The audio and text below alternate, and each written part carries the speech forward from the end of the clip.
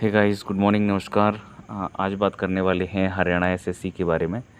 Haryana SSC ने set का form open किया है और अगर आप इस फॉर्म को अभी तक फिल नहीं किए हैं तो भर दीजिए।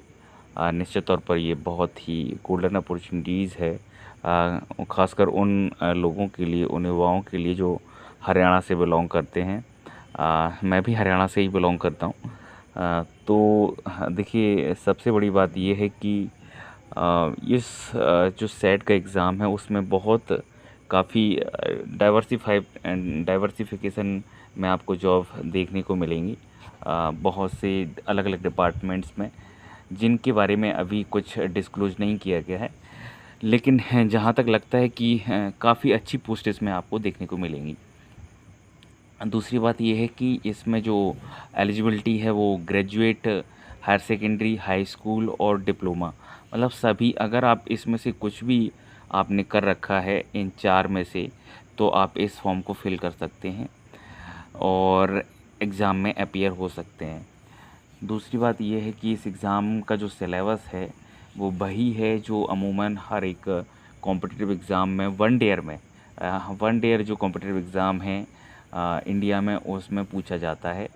आपको जनरल स्टडीज़ देखने को मिलेगा। दूसरी बात, क्वांट देखने को मिलेगा, रीजनिंग मिलेगा। फिर आता है हिंदी मिलेगा। हिंदी इसलिए क्योंकि हिंदी बेल्ट का ये एग्ज़ाम है, तो हिंदी तो निश्चित तौर पर पूछना ही चाहिए। मैं तो ये कहता हूँ कि हिंदी का वेटेज बढ़ाना चाहिए। जिस तरह से हिंदी को कम करा जा रहा है वो ठीक तो मैं नहीं लगता, लेकिन मैं यही कहूँगा, मेरी गुजारिश तो यही है सरकार से कि आने वाले जितने भी कॉम्पिटिटिव एग्ज़ाम में हों उनमें एक 100 मार्क्स का एक हिंदी का पेपर ज़रूर होना चाहिए। फिर इसके साथ साथ इंग्लिश है। इंग्लिश को केवल क्वालिफाइंग करना चाहिए। हिंदी बेल्ट का एग्ज़ाम है, हिंदी स्टेट के लिए हो रहा है, तो इंग्लिश को मेरिट में शामिल करना मेरी तो समझ से परे है। यही है। फिर आगे जो भी गवर्नमेंट की ये तो डिसीजंस है, लेकिन ये हमारी प्राथमिकताओं में शामिल तो यही है कि हिंदी को ज़्यादा से ज़्यादा प्राथमिकता दी जाए, ज़्यादा से ज़्यादा इसको वेटेज दिया जाए कॉम्पिटिटिव एग्ज़ाम में। हिंदी बेल्ट के, चाहे वो हरियाणा हो, चाहे दिल्ली का एग्ज़ाम हो, चाहे आपका यूपी का हो, चाहे राजस्थान का हो, चाहे आपका और भी हिंदी बेल्ट के जितने भी स्टेट हैं, सभी में इस तरह से इस एग्ज़ाम का ये सिलेबस होने वाला है। हमने बात करी है जनरल अवेयरनेस के बारे में। फिर आता है रीजनिंग, नंबर 2, नंबर 3 में क्वांट आता है, नंबर 4 में इंग्लिश है, नंबर 5 में हिंदी है, और लास्ट में आ जाता है हरियाणा जीके का भी पार्ट रहेगा। तो अगर आप इसमें सेलेक्ट होना चाहते हैं तो देखिए, हर पार्ट को अच्छे से आपको तैयार करना पड़ेगा।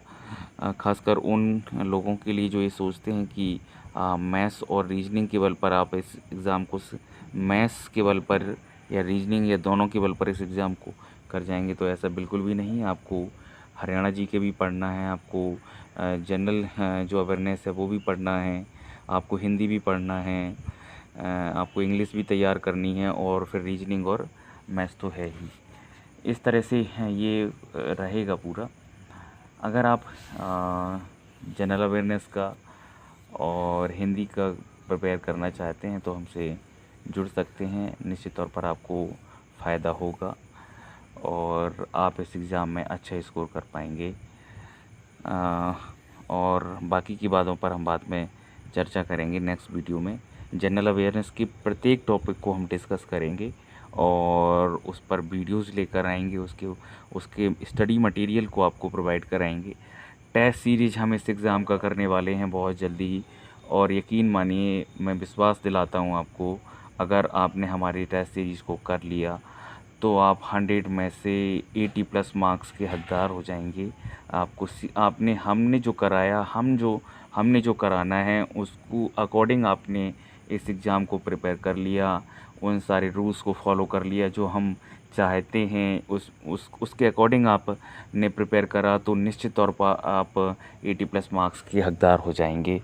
मेरी शुभकामनाएं आपके साथ हैं। बाकी जनरल स्टडीज़ के बारे में हम एक डिटेल्ड डिस्कस करने वाले हैं नेक्स्ट वीडियो में। और मेरी आपसे गुजारिश है कि आप हमारे इस वीडियो को सब्सक्राइब करिए। और क्योंकि आप सब्सक्राइब करेंगे तो निश्चित तौर पर हमें अच्छा लगेगा। मेरी शुभकामनाएँ। Thank you.